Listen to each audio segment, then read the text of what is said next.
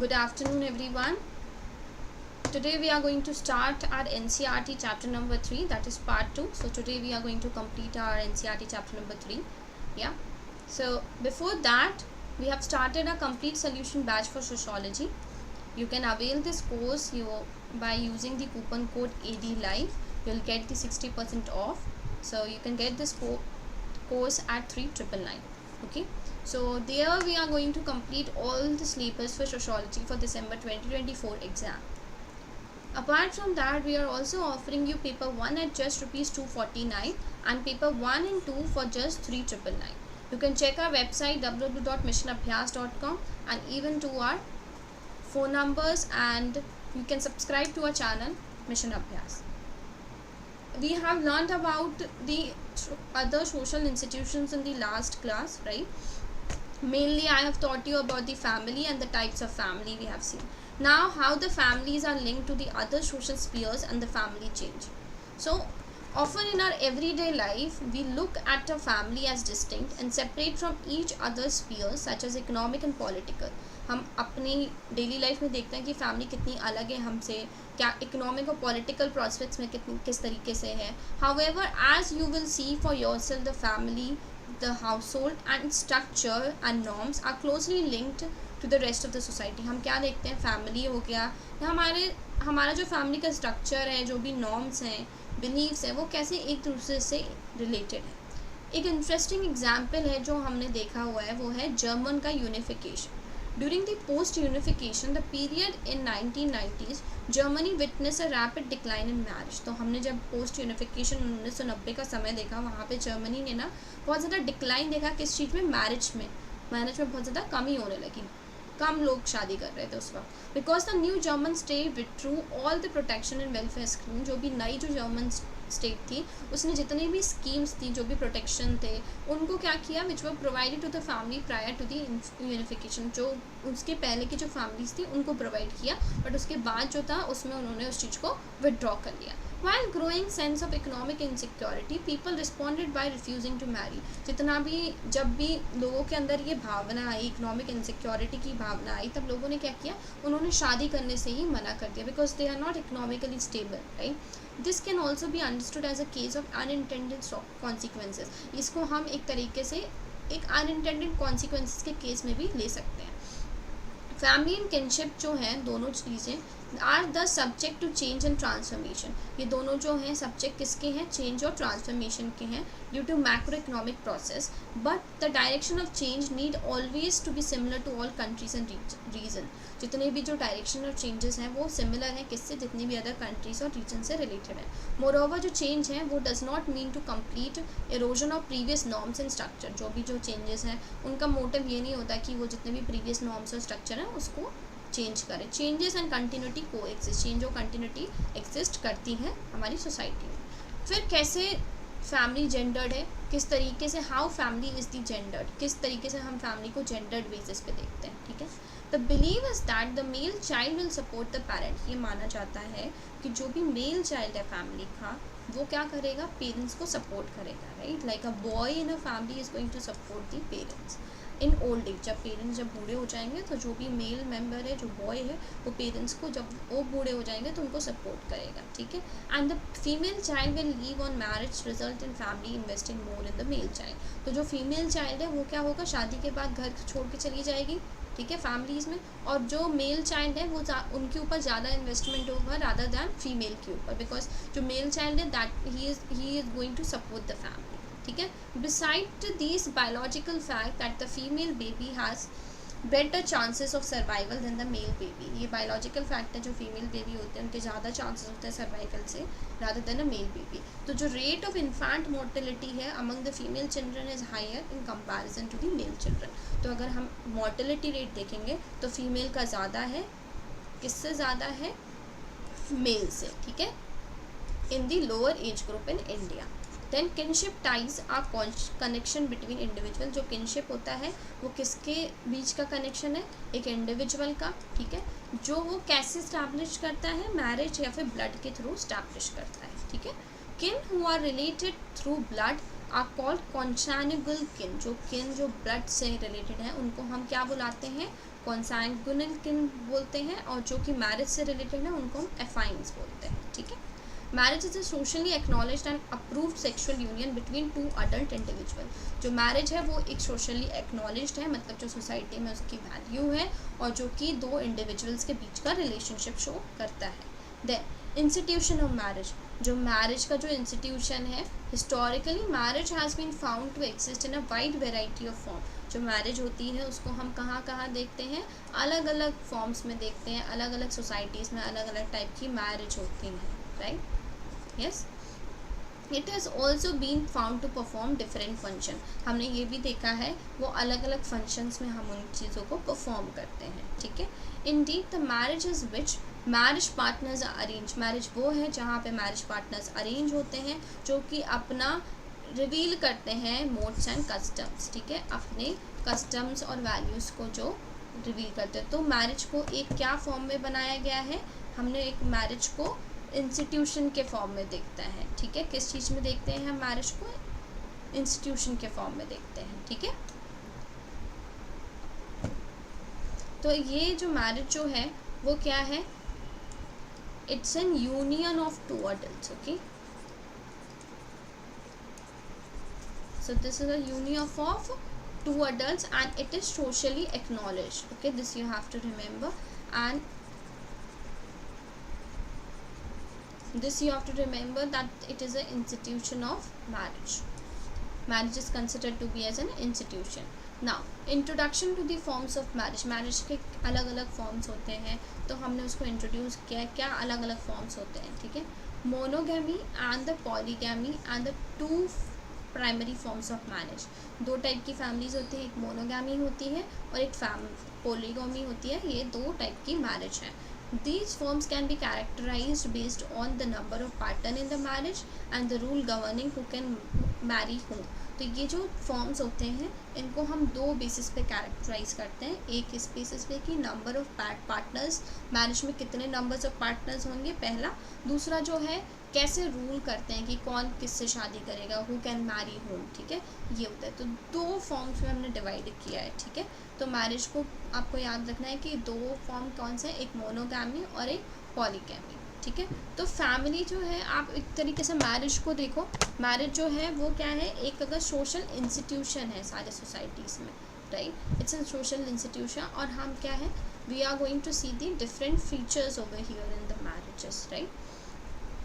Forms of marriage में first क्या है हमारा, मोनोगैमी। मोनोगैमी क्या होता है, monogamy restrict an individual to one spouse. Monogamy जो होता है कोई भी इंडिविजुअल को रेस्ट्रिक्ट कर देता है कि उसकी जो है वो एक ही स्पाउस होगी एट अ टाइम, मतलब जब वो शादी करेगा there will be only one wife one spouse, right, that's it. So in this system man can have only one wife and the women can have only one husband at a given time. उस वक्त पे जो man है उसकी एक wife होगी और जो वुमेन है उसका एक हस्बैंड होगा उस टाइम पे, ठीक है। So even in societies where polygamy is permitted, तो monogamy is more common in practice. ऐसी बहुत सारी सोसाइटीज़ हैं जहाँ पे पॉलीगैमी परमिटेड है, बट जो मोनोगैमी है वो बहुत ज़्यादा कॉमन है प्रैक्टिसेस में, because everybody just prefer the monogamy, that is the one wife and the one husband. Now what is serial monogamy and what is its historical context, that we are going to see. In many society, individuals are allowed to remarry after the death of a spouse or after divorce। बहुत सारी ऐसी societies हैं जहाँ पे क्या होता है, कोई इंडिविजुअल है उसको क्या बोला गया कि वो दोबारा शादी कर सकता है, they can be allowed to remarry, but कब शादी कर सकते हैं, after the death of a spouse, जब उसका हस्बैंड या वाइफ की जब डेथ हो जाती है then they can marry, or after the divorce also they can remarry, okay। So however they cannot have more than one spouse simultaneously। तो ये इसका मतलब ये हुआ कि मतलब एक समय पे उनके एक से ज़्यादा स्पाउस नहीं हो सकते, right. This practice is called serial monogamy, और इस प्रैक्टिस को हम क्या बोलते हैं, serial monogamy. So serial monogamy you can remember that the marriage which is going to happen after the death of the spouse, death of a spouse और after the divorce, ठीक है। इसके बाद हम इस सीरियल मोनोगैमी को देखते हैं। Then in India the remarriage वो historically more common for man. Bharat जैसे देश में जो रीमैरिज है वो बहुत ज़्यादा कॉमन है, ठीक है, मेन के लिए, specially after the death of a wife की डेथ के बाद it's most common. However, the upper caste Hindu widows were often denied the right of to remarry। जो अपर कास्ट की जो हिंदू विडोज होती हैं, विडो जो होती हैं वो शादी के लिए मना कर देती है, right. So the campaign for widow remarriage was significant issue in 19th century. जो कैंपेन था 19वीं शताब्दी में, ये बहुत बड़ा मेजर कंसर्न था, ये एक रिफॉर्म मूवमेंट था 19th सेंचुरी में, ठीक है। Despite changes widowhood remain significant issue in modern India. उसके बाद भी जो विडोहुड है वो एक मेजर इशू है कहाँ पे, मॉडर्न इंडिया में, ठीक है। It's a major concern and major issue with nearly 10% of all women and 55% of women over 50 years being widowed। तो जो 10% है, जितनी भी वुमेन्स हैं उनका 10% और 55% जो वुमेन्स हैं 50 साल की जितने, वो अभी तक विडो ही हैं, right. After 50 years they don't remarry, right, they are still widow। Now, monogamy restricted individual to one spouse at a time। मोनोगामी क्या होता है, वो एक इंडिविजुअल को रिस्ट्रिक्ट करता है एक स्पाउस एक समय पे। Monogamy is a most common form of marriage in India, legally enforce under the Hindu marriage act 1955। जो मोनोगामी होता है वो एक most common form of marriage है इंडिया में, जो लीगली कब एनफोर्स हुआ है, हिंदू मैरिज एक्ट 1955 के थ्रू एनफोर्स किया गया है। सीरियल मोनोगामी क्या होता है, इन केस ऑफ डिवोर्स और death of spouse remarriage is allowed, remarriage allowed रहती है, but only one spouse is permitted eight a given time. जो उस समय पे सिर्फ एक स्पाउस को परमिट किया जाता है, ठीक है।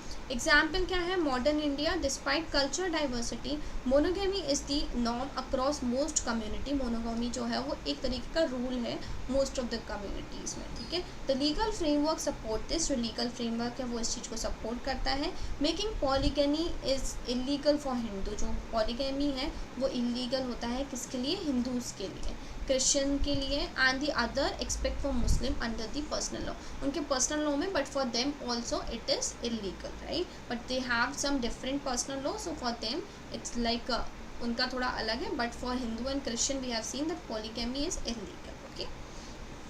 अब पॉलीगमी क्या होता है, it refers to the marriage involving more than a one made at the same time.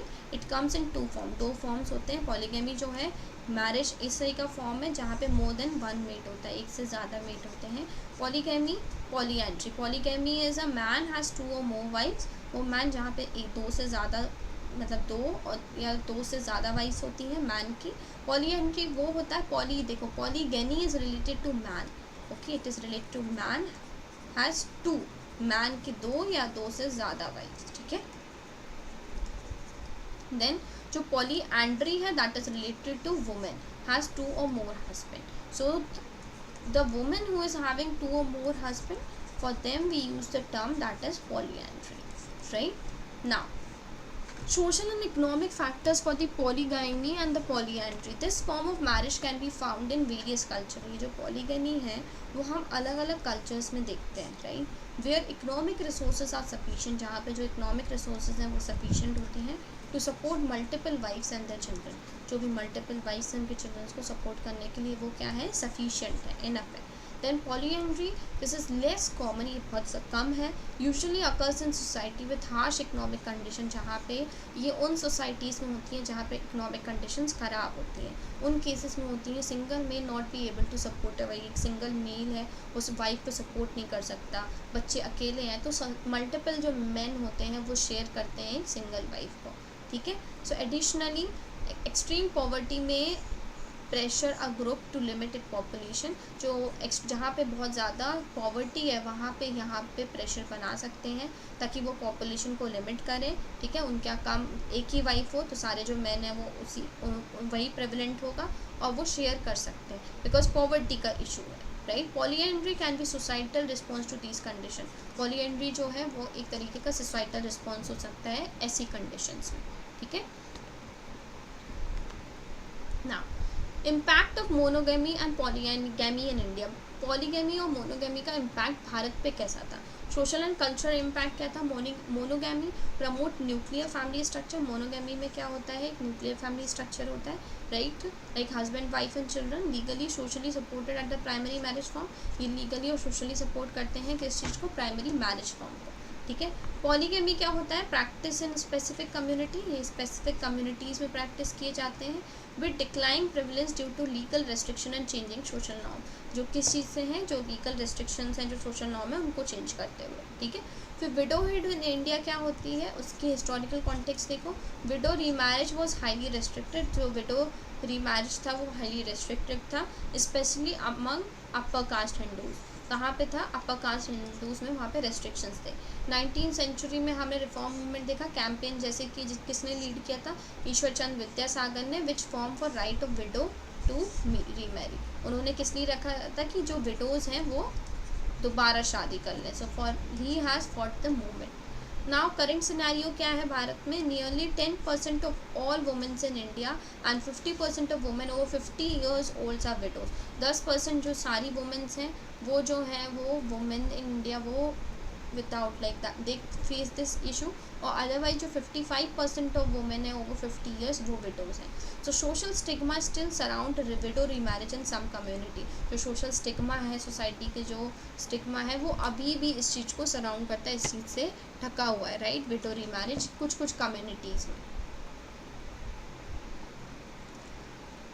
अब हम देखते हैं किनशिप क्या होती है, right.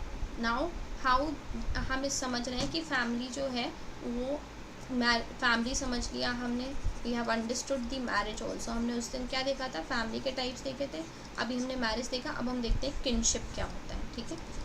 Kinship ties are connected between individual. कैसे कनेक्शन होता है इनका, इंडिविजुअल जो स्टैब्लिश ईदर थ्रू मैरिज, वो कैसे स्टैब्लिश होता है, या तो शादी के थ्रू, या तो हमारा लाइन ऑफ डिसेंट होता है कि ब्लड रिलेशंस के through, connected through blood relative like mother, father, sibling, offspring, relatives, right. So from this we see the kinship, yes. तो दो टाइप ऑफ किनशिप होती हैं, कॉन्सैग्विनिस किनशिप और एफिनल किन।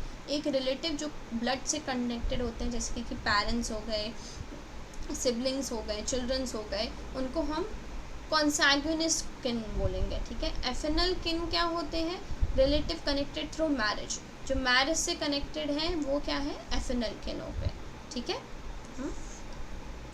Connected through marriage such as in laws, ये सब क्या हो गए, एफिनल किन।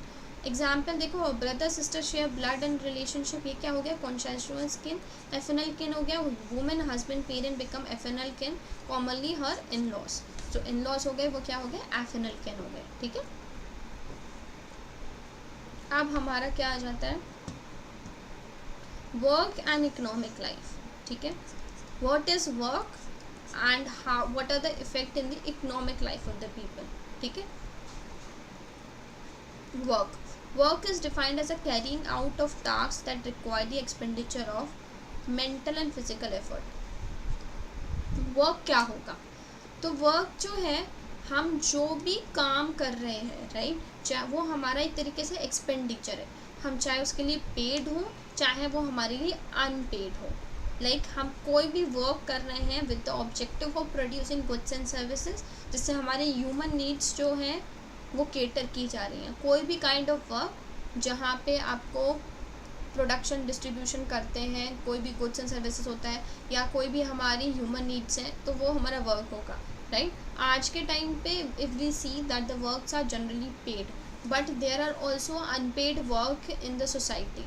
कुछ और अनपेड वर्क भी हैं जो भी हमारी सोसाइटी में होते हैं, like for that the people are not paid, right. For example bounded labour, bounded labour क्या हो गया, it's an unpaid work. Child labour, it's an informal way of work which is unpaid labor, right? So this is work. So work is both unpaid and paid and unpaid activities. So work is defined, how it is defined, that carrying out tasks that require the expenditure of mental and physical effort. जिसमें हम expenditure देखते हैं mental और physical का, जो कि किसको देखता है, human की needs को देखता है। This definition encompasses both paid and unpaid activity. किस चीज़ को देखता है, paid और unpaid दोनों activities को देखता है, जो कि within the formal and informal economies में हम देखते हैं work को, ठीक है।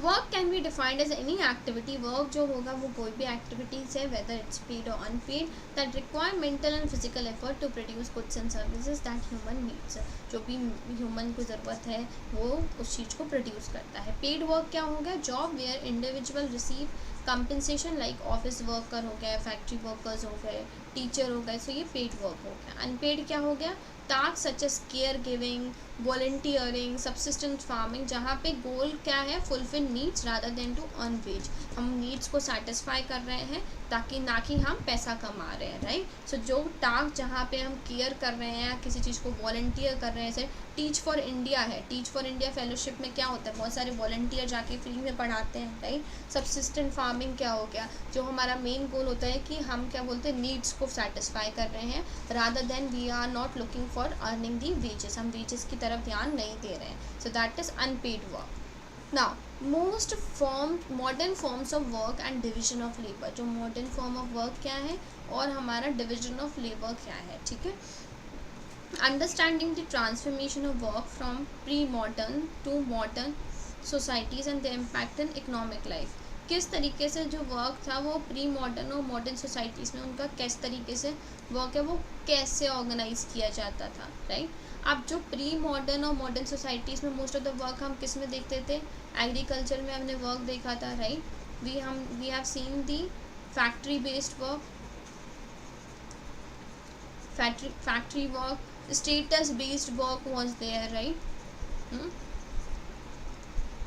So here you can generally find the guild system of the work, right. These are the work which was prevalent in pre-modern to modern society, this was seen in the modern and pre modern societies में, ठीक है। Modern societies में we have seen the industrialisation, we have seen the capitalisation, we have seen industrialisation, तो जो work है वो बहुत ज़्यादा ऑर्गेनाइज्ड हो गया था and it was mostly the specialised form of work, ठीक है। अब क्या है यहाँ पे, these are the main characteristics which were talked in the NCERT about these forms of work, that is division of labor, industrialization, specialization and economic interdependence हम देखते हैं वर्क में, राइट। तो देखो pre modern societies were characterize by the family based agriculture work, so यहाँ पे अलग से पॉइंट दिया है आपको मैंने कि जो प्री मॉडर्न सोसाइटीज़ हैं वो किस चीज़ से कैरेक्टराइज होते थे, फैमिली बेस्ड या एग्रीकल्चर वर्क से, ठीक है। इंडस्ट्रियलाइजेशन ने क्या किया, ये स्पेशलाइज लेबर और सेपरेटिंग वर्क फ्रॉम होम की चीज़ें कहाँ पे आई थी, कहाँ प्रेवलेंट हुई, इंडस्ट्रियलाइजेशन में। Modern societies rely on complex division of labour, global interdependent, modern society किसके ऊपर बेस्ड थे, डिवीजन ऑफ लेबर, जो कॉम्प्लेक्सिटी थी या ग्लोबल इंटरडिपेंडेंस कितनी है, उनकी इंपॉर्टेंस कितनी है, इस चीज़ के ऊपर बेस्ड थी modern societies. Then evolution of work reflect the broader change in social and economic life, जो भी वर्क इवोल्यूट हो रहा है उसको हम कहाँ देखते हैं, सोशल और इकोनॉमिक लाइफ में देखते हैं, जो किस चीज़ को हाईलाइट करता है, importance of understanding the shift to grasp complexity of modern society, हम उस चीज़ को अंडरस्टैंड करते हैं, किस चीज़ को अंडरस्टैंड करने के लिए, मॉडर्न सोसाइटी को उसको समझने के लिए। देन ट्रांसफॉर्मेशन ऑफ वर्क कहाँ कहाँ होता है, इंडस्ट्रियल प्रोसेसेस वो broken down into simple, transformation of work कैसे कैसे हम वर्क को ट्रांसफॉर्म कर रहे हैं, ठीक है। ट्रांसफॉर्मेशन हो किस बेसिस पे रहा है, लाइक वी हैव सीन, हमने किस बेसिस पे ट्रांसफॉर्मेशन को देखा हुआ है। सो पहले तो हमने देखा कि यहाँ पे कि shift is often called flexible production, हम शिफ्ट को क्या बोलते थे, फ्लेक्सिबल प्रोडक्शन बोलते थे, राइट। और the decentralisation of the work, so industrialisation process were broken down into smaller operation, जो स्मॉलर जो इंडस्ट्रियलाइजेशन प्रोसेस था वो छोटे छोटे पार्ट्स में हमने डिवाइड कर दिया था। फिर क्या था, mass production, demand the mass market, mass production ने मास मार्केट की डिमांड की। सिग्निफिकेंट इनोवेशन हुआ किस चीज़ से, construction of moving assembly line, flexible production and decentralisation of work, these were the more prevalent thing in the transformation of work, जो चीज़ हमने देखी है। यस, देख इस पीरियड में हमने क्या देखा, ग्लोबलाइजेशन ग्रो हो रहा था। ट्रांसफॉर्मेशन ऑफ वर्क में क्या था, the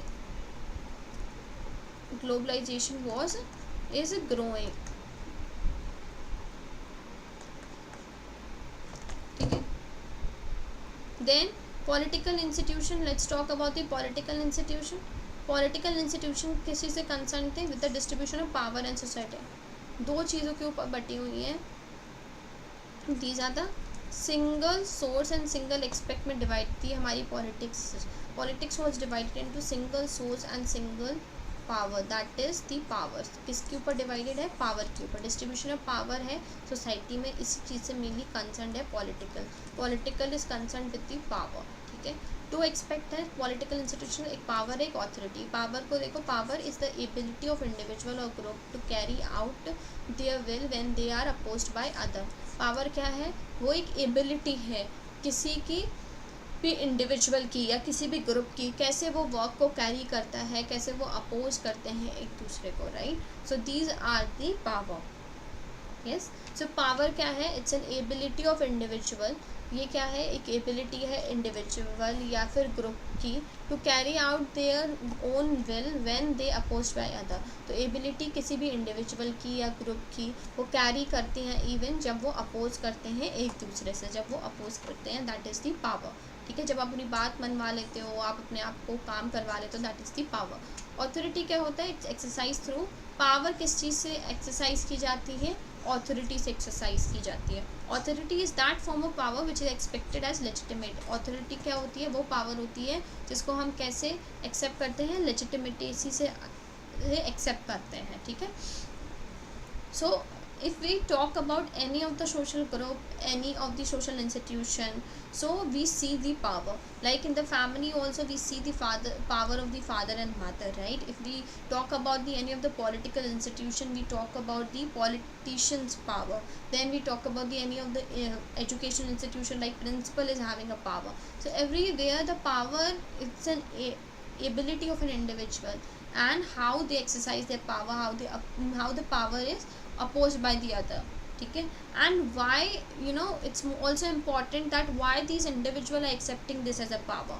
Why these individuals are accepting the power? Because the power is exercised by the authority. And why these individuals are accepting the power? Because they are accepting the society, and there we also introduce this power as a authority. Right. तब हम किस चीज़ से introduce करते हैं power को? Authority से introduce करते हैं. And authority is legitimate. Authority कुछ भी नहीं है. ऑथोरिटी जो है वो लेजिटिमाइज्ड है. कोई भी एक पॉलिटिकल पार्टी है, एक उसमें क्या है, एक कोई लीडर है, उसके पास पावर नहीं है, उसके पास ऑथोरिटी है कि उसके पास लेजिटिमेटेड पावर है कि जिसकी बात वो मानेंगे, बिकॉज उसको राइट दिया गया है. He was considered for that. He is having a legitimate, he is having a authority to control it. उसके पास ऑथोरिटी है कि वो चीज़ को वो कर सकता है. ठीक है. सो दैट इज़ पावर. तो ऑफन जो क्या है, आइडियोलॉजीज़ जो हैं, जितनी भी हमारी आइडियोलॉजीज़ हैं वो एग्जिस्ट करती हैं. वो कोई भी प्रोसेस होता है पर्सन के लेजिटिमेशन को अंडरस्टैंड करने का. ठीक है. अब देखो हम क्या करते हैं, एम्पिरिकल स्टेटलेस सोसाइटीज़ अब क्या होती हैं? Stateless society. अब ये क्या है, कैसे हमने पावर को डिस्ट्रीब्यूट किया है सोसाइटीज़ में?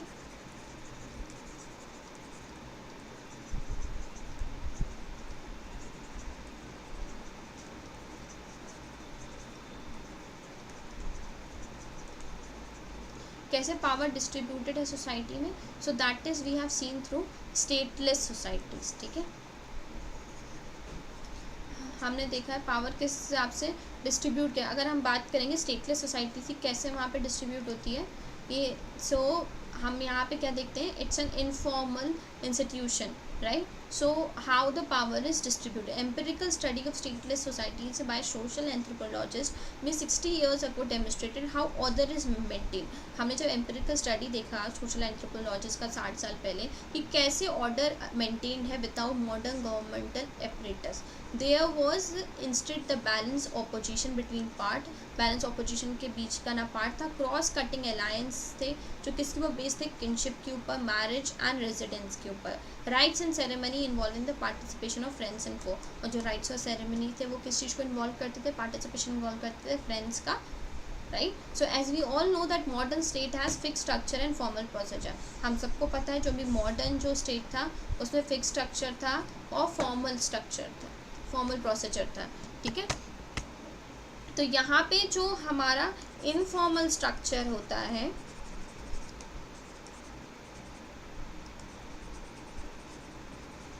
इनफॉर्मल स्ट्रक्चर किसके ऊपर बेस्ड होता है? बेस्ड होता है N alliance of family, right, marriage,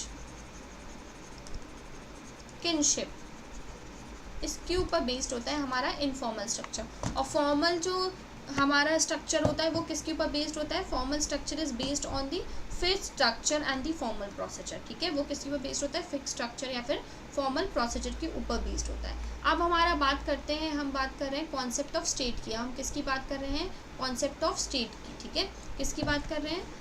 concept of state. The modern state are defined by sovereignty. जो मॉडर्न स्टेट है वो क्या है, किससे डिफाइन होते हैं? Sovereignty, citizenship and the idea of nationalism. जो भी हम स्टेट को डिफाइन करते हैं वो 3 चीज़ों के बेसिस पे डिफाइन करते हैं, ठीक है। पहला आता है सोवर्निटी, फिर आता है सिटीजनशिप, फिर आता है हमारा नेशनलिज्म। सोवर्निटी क्या होता है? Undistributed political rule of state over the given territory, ठीक है। जब हम स्टेट के बारे में बात करते हैं तो किस चीज़ क्या आती है इंपॉर्टेंटली हमारे लिए आ जाता है कि सोवर्निटी, ठीक है। सोवर्निटी क्या होता है? It's N over the territory, कोई भी रूल जो कि टेरिटरी एरिया में है, कोई भी टेरिटरी है जहाँ पे उसके पास रूल है, right. Sovereignty over the territory and people. Sovereignty कहाँ होगा? सोवर्निटी किस किस के बीच में होगा? सोवरेन पावर किस किस के बीच में होगा? Sovereign power is between the territory and the people. और जो सोवरेन पावर जो है वो क्या है? अनडिस्ट्रीब्यूटेड है, राइट, यस। किसके ऊपर है? टेरिटरी और पीपल के ऊपर है, and it is undistributed, yes.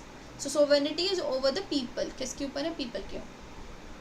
और जो ये जो लोग हैं ये कौन हो सकते हैं? लोग जो ये पीपल हैं, दे आर सिटीजनशिप, जो सिटीजन हो सकते हैं। सिटीजनशिप क्या होती है?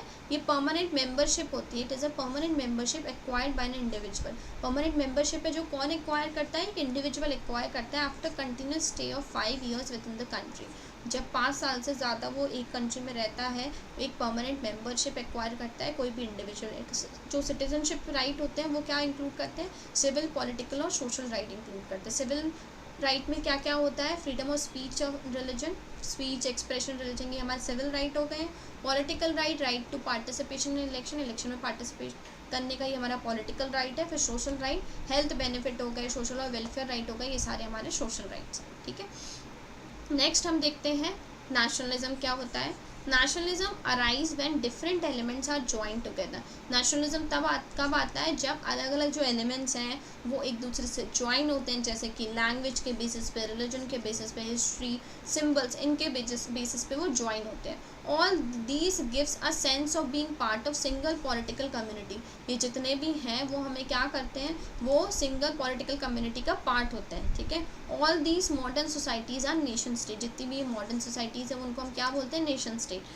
Nation state are the state in which great masses of population are citizen who regard themselves as a part of single nation.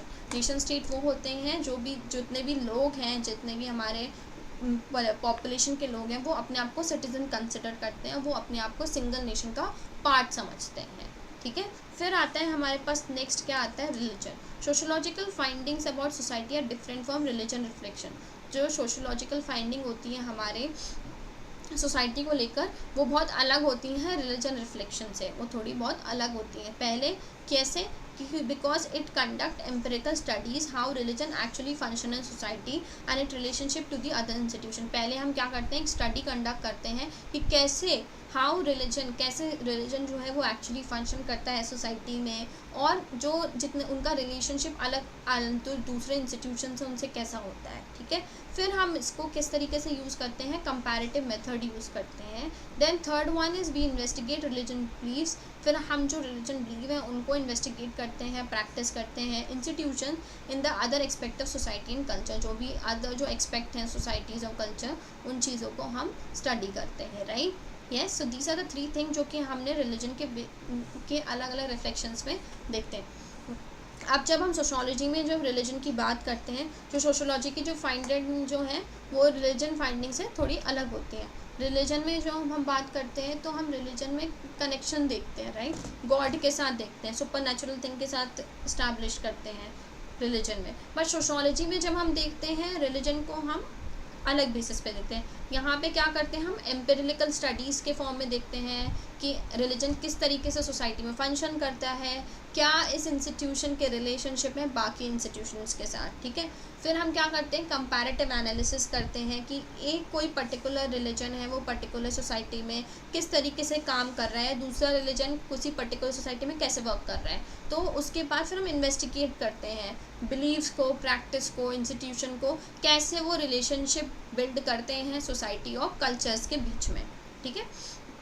तो रिलीजन जो है वो सारे फॉर्म और society exist in all known societies, जितनी भी जो सोसाइटीज़ हैं उनमें जो है जो रिलीजन है वो नोन होता है। और जो रिलीजन बिलीव एंड प्रैक्टिस है are vary from culture to culture.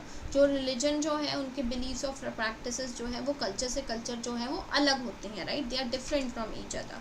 Characteristic जो all religion seem to share, जो कैरेक्टरिस्टिक है जो सारे रिलीजन शेयर करते हैं वो क्या है, set of symbols invoking feeling of reverence, और जो फीलिंग्स आती हैं रिलीजन को लेके, जो रिस्पेक्ट आता है वो हमारा सिमिलर होता है, राइट। रिचुअल्स और सेरेमनीज हम शेयर करते हैं। कम्युनिटी ऑफ बिलीवर्स, राइट, हाँ, जो बहुत सारी जो कम्युनिटीज़ हैं उनकी हम रिस्पेक्ट करते हैं, राइट, जो अलग अलग कल्चर जो इंस्टीट्यूशंस हैं जो बिलीव करते हैं, राइट, बिकॉज जो कि थ्रू आउट सोसाइटीज़ में जो है वो अलग अलग होता है। तो ये हमारे मेन कैरेक्टरिस्टिक हैं। तो आप इसको ऐसे याद कर सकते हो कि देखो पहले हमारा क्या आता है, सिंबल आता है एस, then rituals are, then believers be, ठीक है, SRB से याद कर सकते हो।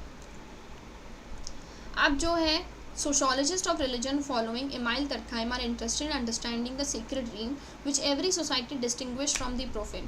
तो sociologist जो religion के हैं Emile Durkheim वो sacred dream को देखते हैं सोसाइटी में कि वो profane है, क्या है कि जो वो है profane मतलब it is sacred and profane। वो sacred क्या हो गया, sacred हो गया कि it is revered, right, revered beyond everything, हर चीज़ से परे ऊपर रखा जाता है हम इसको, ये sacred हो गया, ठीक है।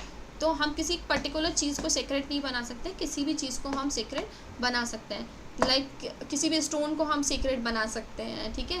लाइक किसी भी मूर्ति की हम पूजा कर सकते हैं, किसी पेड़ की पूजा कर सकते हैं, किसी भी बर्ड की पूजा कर सकते हैं। सेक्रेट क्या होता है, सेक्रेट में कोई लॉजिक रीज़न नहीं होता है, because sacred is a supernatural, it is considered as a above through the individual, ठीक है।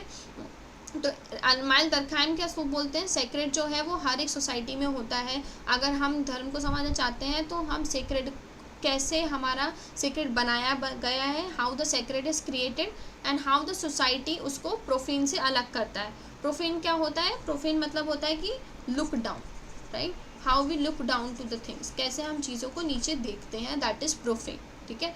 Studying religion sociological, let us ask question about the relationship of religion with other social institution. फिर हम देखते हैं कि जितने other social institution हैं हम उसको रिलीजन को कैसे स्टडी करते हैं। दरखाइम का जो पर्सपेक्टिव है रिलीजन को लेके, he define it is a unified system of believe और practice related to sacred thing, that is things set apart and forbidden belief practice which unite one single moral community called church। so church से unite है, right. According to Durkheim every religion और are distinction is made between secret and profane.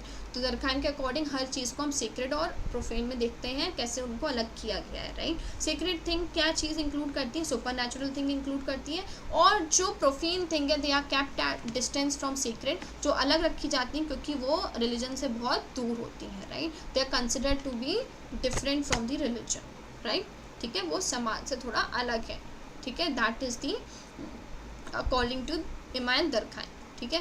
फिर जो है weber है, weber का perspective क्या है रिलीजन को लेके, राइट। तो उन्हें थ्योरी ऑफ रिलीजन, जैसे कि Protestant ethic and spirit of capitalism में उन्होंने थ्योरी ऑफ रिलीजन की बात की है, ठीक है। तो इन्होंने कैल्विनिज्म मतलब Protestant, it's an important influence on emergence and growth of capitalism, characterize earn money और reinvest profit as a mode of economic organization। Calvinists believe that the world was created for the glory of God। उनका मानना था कि जो world जो है वो God की ग्लोरी के लिए क्रिएट किया गया है। that any work in this world has to be done for his glory। कोई भी काम आप इस दुनिया में करोगे वो गॉड के लिए किया जाएगा। so making even mundane work act of glory। कोई भी वर्क को वो ग्लोरी का एक्ट बना देते हैं, ठीक है। Calvinists also believe in conception of predestination। Calvinists जो थे वो किस चीज़ में बिलीव करते थे, predestination में बिलीव करते थे, ठीक है। Which are meant whether one will go to heaven and hell was preordained, तो कि जो एक है वो हेवन में जाएगा और जो दूसरा है वो प्री ऑर्डेन्ड किया जाएगा. So money earn was not use for worldly consumption, जो मनी जो हमने अर्न किया है वो वर्ल्ड अपने फ़ायदे के लिए यूज़ नहीं करेगी, it will be use for the glory of god. So rather than the ethic of Calvinism was to live frugally. Now last one is the education is the lifelong process involving both formal and informal institution of learning.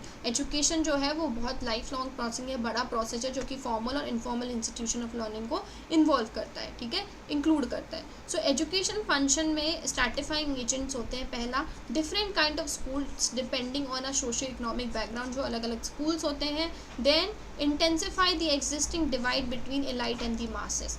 then जो elite और mass people हैं, जो लोग हैं, उनके बीच में डिवाइडेशन है, क्योंकि एक लाइफ लॉन्ग प्रोसेस है जो कि हम एक फॉर्मल और इनफॉर्मल वे में हमें मिलता है, ठीक है. इनफॉर्मल और फॉर्मल दोनों इंस्टीट्यूशन है जिसकी तरफ से हम समझते हैं एजुकेशन को, ठीक है. So NCERT we are talking about the school education in the. Then school पे डिपेंड करता है कि अलग अलग बैकग्राउंड कैसा है. और children going to privilege school learn to be confident. अगर बच्चे जो हैं वो बड़े स्कूल में जाते हैं तो वो सीखते हैं कि प्रिविलेज कैसे, कॉन्फिडेंट कैसे होना है, ठीक है. सो कंपेयर टू डिप्राइव वो नहीं सीखते क्योंकि वो ड्रॉप आउट हो जाते हैं, उनको नहीं पता, उनको उनके लिए डिफ़िकल्टी हो जाती है, right. For them it is difficult to survive. आप कोई अगर प्रिविलेज स्कूल का बच्चा है तो he know how to be confident और कैसे सोसाइटी में सर्वाइव करना है. बट एक जो है उसको लगे उसको इन्फ्योरिटी कॉम्प्लेक्स आ जाएगा, ठीक है. सो ये भी बहुत डिपेंड करता है कि जो एजुकेशन है वो भी बहुत बड़ा प्रोसेस है.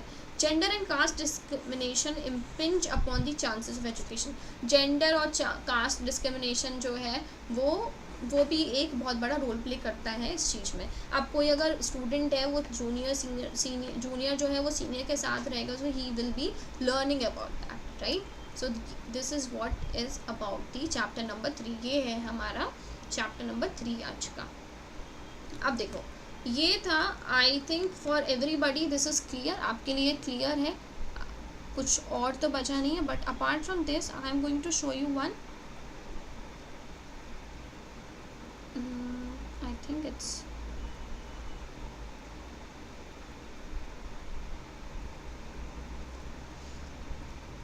Late me check, just give me one.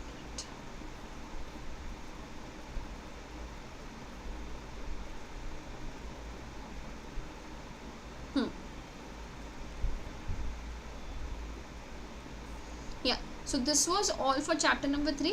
फिर आपकी जो एनसीईआरटी है उसमें कुछ आपके ग्लॉसरी में वर्ड्स दिए गए हैं कि like what is family, the different forms of family, and there was few questions also mentioned over there. So I would say that just go through once over it, that you can check. And thank you so much. We have completed NCERT chapter number 3 today. Tomorrow we will be completing NCERT chapter number 4 in the one class only. हम पूरी एक class में complete कर लेंगे chapter number 4. So tomorrow be ready for the chapter number 4. कल हम chapter number 4 करने वाले हैं at same time.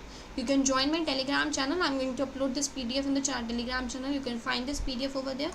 Thank you so much. If you have any doubts you can connect with me over there. Yes, so that's it for today. Thank you everyone.